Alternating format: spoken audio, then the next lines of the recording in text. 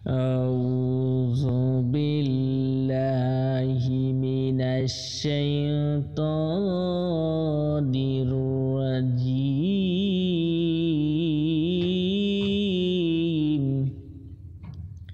বিতাড়িত শয়তান থেকে আল্লাহ তাআলার নিকটে আশ্রয় চাচ্ছি। বিসমিল্লাহির রহমানির রহিম।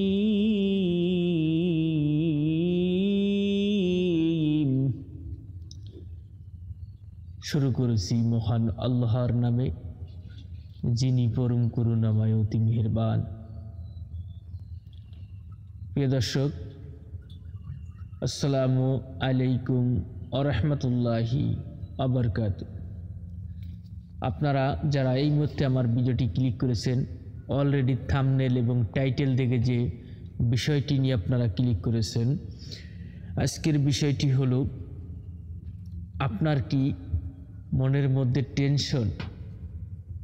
টেনশনে আপনি যারা হয়ে গেছেন, কোনো কুল কিনারা পাচ্ছেন না, আজকের এই ভিডিওটি শুধু আপনার জন্য।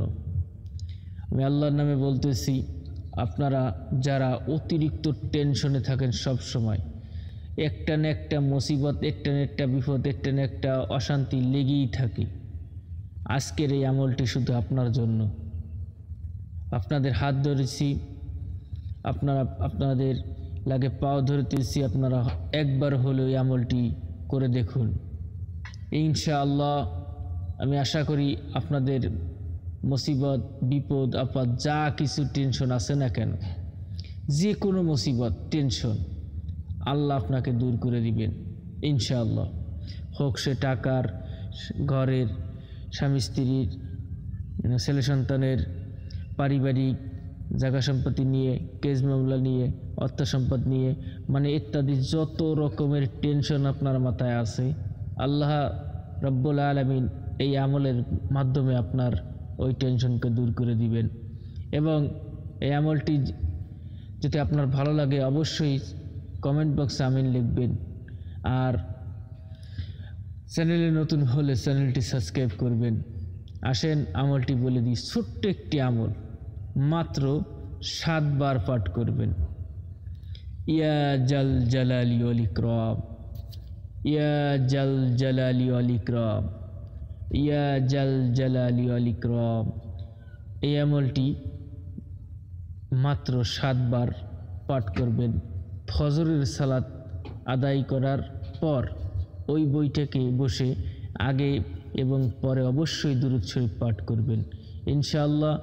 এবং দুরূদ শরীফ পাঠ করার পর আল্লাহ রব্বুল আলামিনের কাছে হাত তুলে দোয়া করবেন আপনার যে সমস্যা, সেই সমস্যা নিয়ে।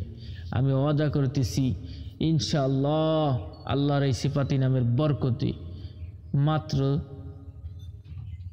2 থেকে 3 ঘন্টার মধ্যে আপনার ফয়সালা একটা না একটা হয়ে যাবে, আপনার আর টেনশন থাকবে না ইনশাআল্লাহ।